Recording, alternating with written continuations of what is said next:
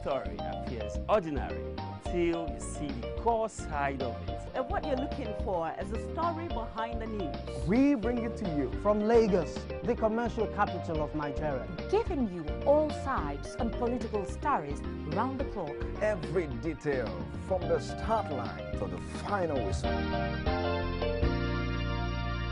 CoreTV News, expanding your view.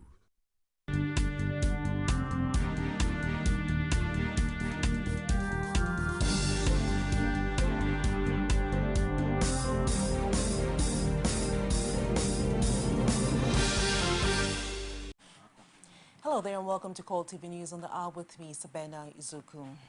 Due to the increase in Boko Haram attacks in some parts of Adamawa State, the government on Saturday slammed a curfew on every part of the state. Though there has been curfew in some parts of the state for some time now, the government made a declaration in a press statement signed and issued by the Secretary to the State Government, Ibrahim Waye. The curfew will now commence from 9 p.m. to 5 a.m. daily. However, it stated that those on essential services and with permit are allowed to carry out their duties. Following recent attacks in Mubi and Ambarans, the Adamawa State Governor Bala Ingilari has called on the people to pray for the return of peace and tranquility in the state. The governor made the call during a statewide broadcast. Ingilari says he is doing his best to alleviate the suffering of the people. It is with a deep sense of sorrow and pain in my heart that I address you today. You are all aware of the recent attacks by insurgents at Upa, Maraba Mubi, Mubi Town, and other towns in our state that have left a number of our citizens dead and scores of others displaced and unquantified loss of property. I wish to reassure you that I am doing all I can with my team to address this situation. I've also been in touch with the Presidency and the Office of the Minister of Foreign Affairs to address the issue of our citizens who are now refugees in the Cameroons. I'll continue to do all I can until they are provided with basic necessities such as food, water, and until they are brought back to our state to reunite with their loved ones, families, and friends. I want to call on all the citizens of our state to continue in earnest prayers that God will take away this scourge of insurgency and restore the peace and tranquility that our state has always been known for.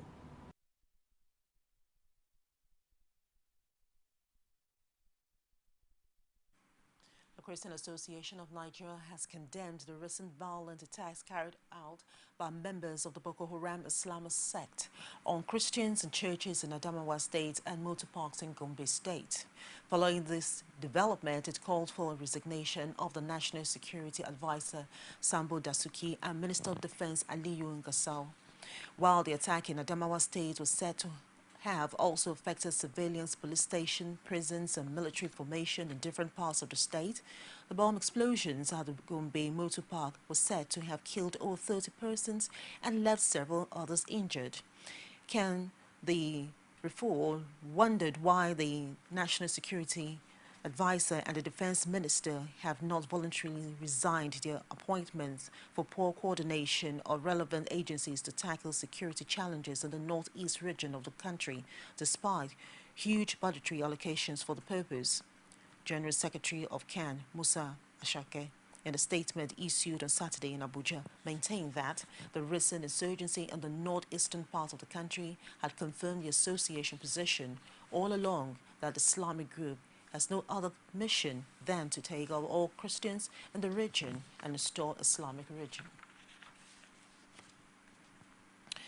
Ekiti State Governor Ayo Fayoshé is comparing his stomach infrastructure initiative with the social security package of some of the developed economies of the world. Fayoshé maintained that without adequate care, especially food for citizens, governance might be impossible. He also argued that he has no regret relating with people at all levels. On stomach infrastructure, Christmas is coming. Why do people go out of their way to be shopping, to be buying this, to be encouraging this, to be giving gifts? It's just to make the heart of a man happy. So for me, I am grooming chicken now, broilers, plenty, rice, all sorts. I will buy all yams you cannot sell. I will buy dodo that you cannot sell. I will bring it back, but buy them. If I give away a chicken, chicken, you and your children will be happy people at Christmas. And some of them don't even have 20 naira not to say buying chicken. So stomach infrastructure is a way of life. Even if I cannot do anything, and I continue to help your stomach so that your life will keep on going. This next thing I want you to know that most people that commit crime in this life commit such crime because they have gone as far as the world. They cannot equally, life is not worthy of living for them anymore. Can't feed today, or in the morning, Gary, Ale Gary, nobody is intervening to say there is another life somewhere. So my style is without apology. Stomach infrastructure is a way of life for me. If you are selling bolly, I'll come there. If you are doing anything, I will be there as long as I am available in town. And I go to all the beer parlors on Friday. If I can buy 3-4 cartons to drink. I go to like 20 beer parlors on a Friday. Everybody knows they are expecting me. Because what makes you happy might not make another man happy. Governance is not church. It's about diverse characters, and you must relate to them as such.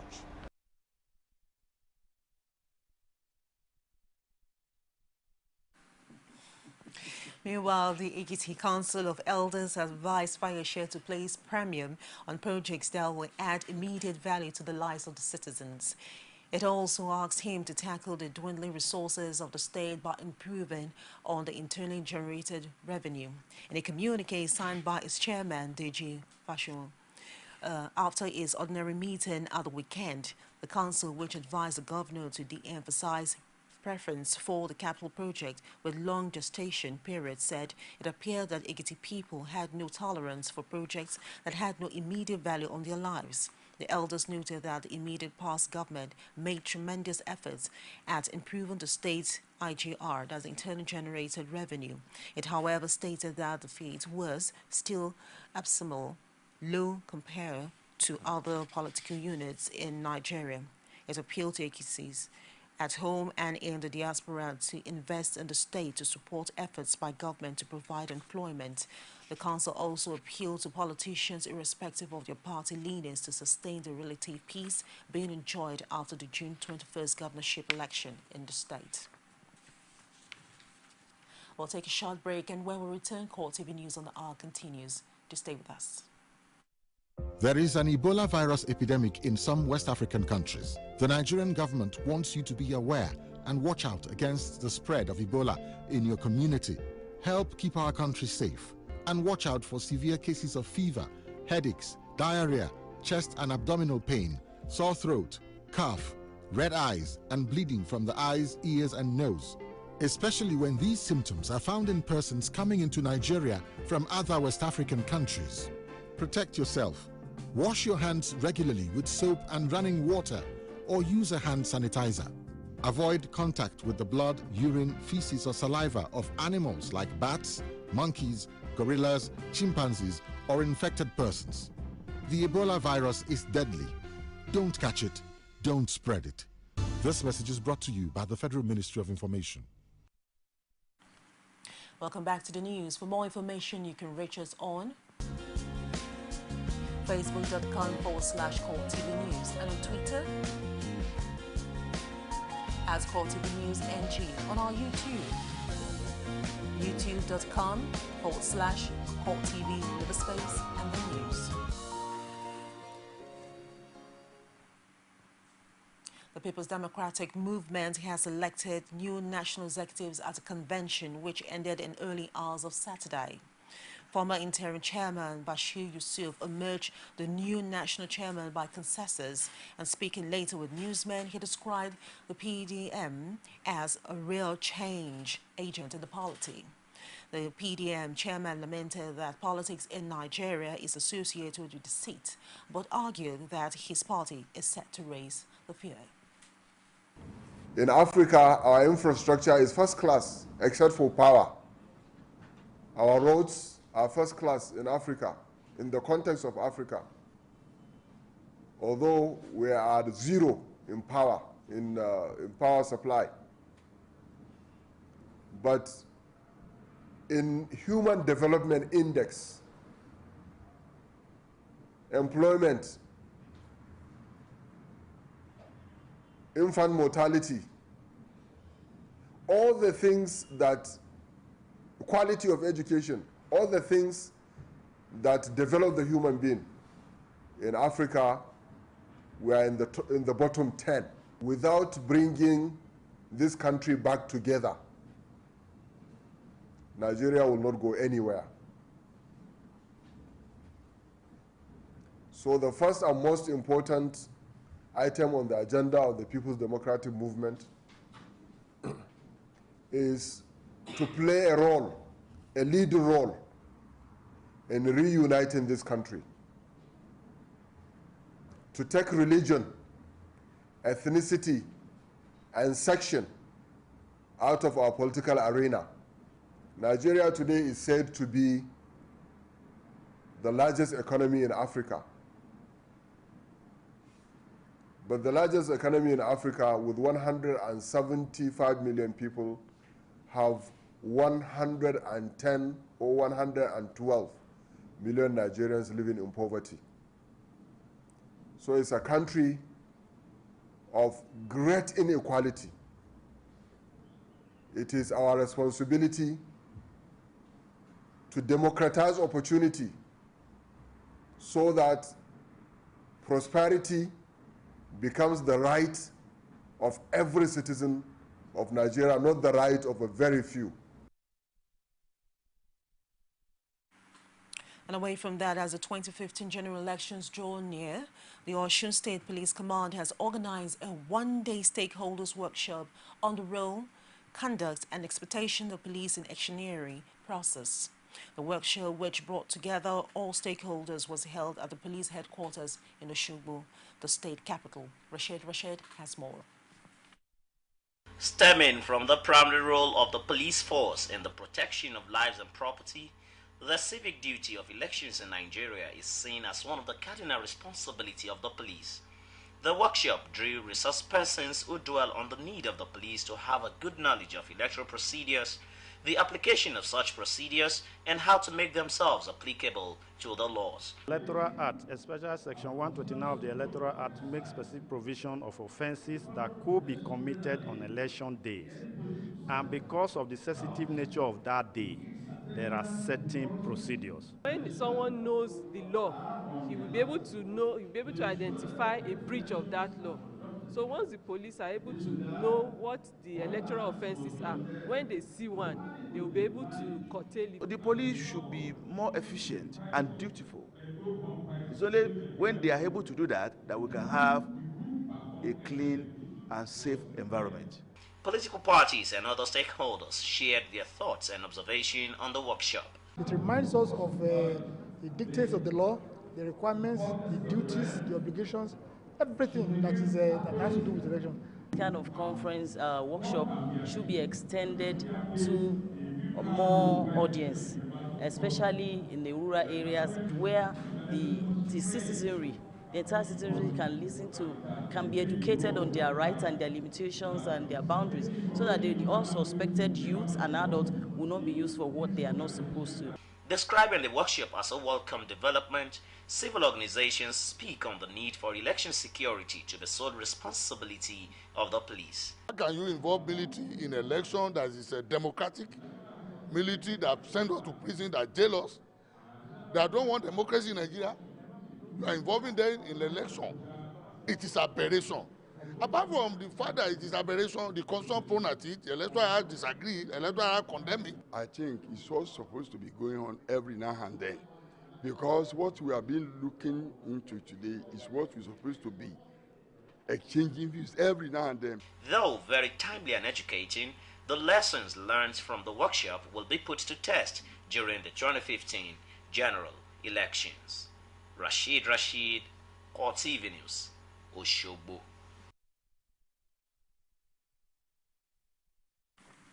The recent revelation by Nigeria's oil sector managers that about 80% of the nation's oil pipeline have been vandalized is worrying even to the average Nigerian.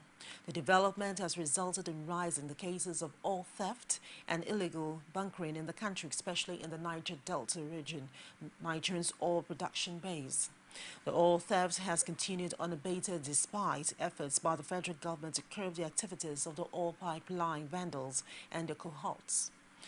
Amotaya Law in the special report takes a critical look at the explosion of the criminal activities and the attendance effect on the Nigerian economy as well as the overall development of the country. Her report. We need to diversify our economy. One of the key issues is that we cannot continue to be, and we keep on saying all the time, a monoproduct economy. There's need for us to look at other sources of revenue. Be that as is may, I believe that also we need to have the political will to confront head on some of these abuses and some of this sabotage and some of this stuff that is going on. These security alerts by the Chairman Senate Committee on the Environment and Ecology, Bukola Saraki, leaves much to be desired, especially as it concerns the far-reaching damaging effects of oil theft.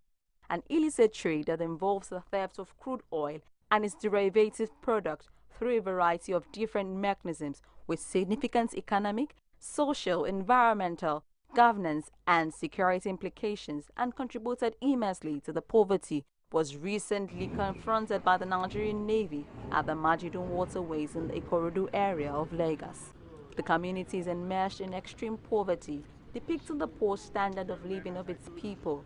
But there appears more to this as the look of the environment tends to shield the activities of the perpetrators from the prying eyes of security agents. For this retired Nigerian colonel, the theft of oil would continue unabated if the poor are being relegated to the background. He added that Nigeria will continue to be economically vulnerable until it pays more attention to other resources outside oil. So long as there are no other sources and the officially gathered fund from the oil cannot be properly shared, there will be stealing of oil. We cannot deceive ourselves. People will beat it. People will die on it. People will smuggle. So long as we are depending on that mono product as a means of our sustenance. But if we diversify, then there will be less pressure on the oil and stealing, theft will reduce.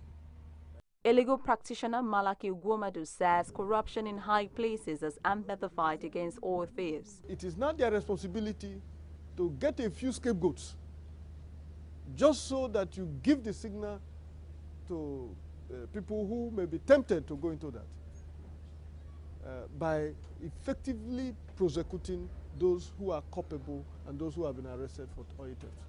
Recently, after successfully intercepting over 2,000 50-liter containers containing oil products on the Majidun waterways and its surrounding creeks, the flag officer commanding of the Nigerian Navy Western Naval Command, Somi Alade, says oil thieves cannot be identified except they are caught and made to reveal their accomplice. We need more resources so that we can procure more seagoing platforms, then we can procure more weapons, then we can also procure all other,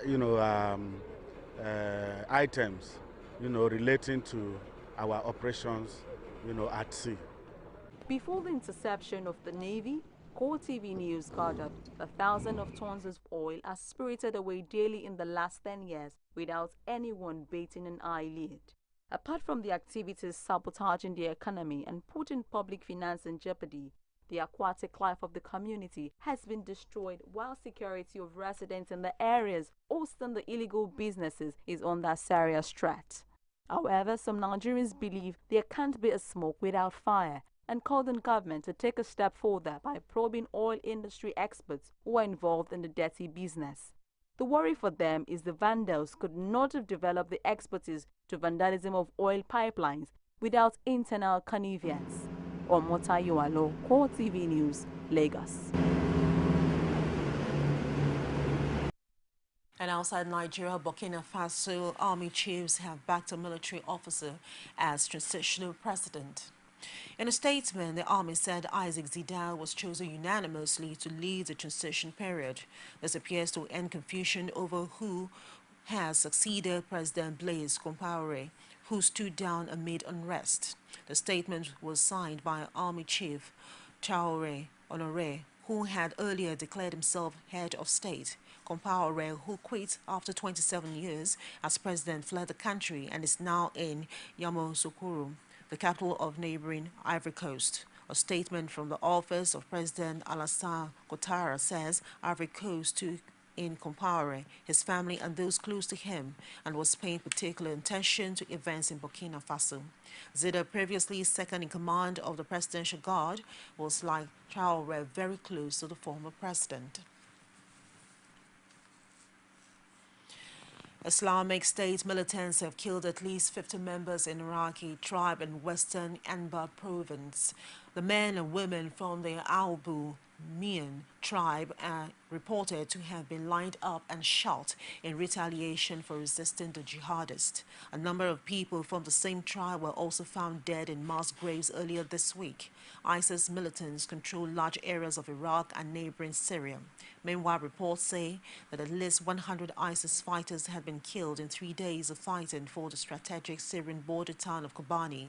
Some 150 Iraq Kurdish Peshmerga fighters over the weekend crossed from Turkey to join Syrian Kurds, who have been defending the town against ISIS for 6 weeks.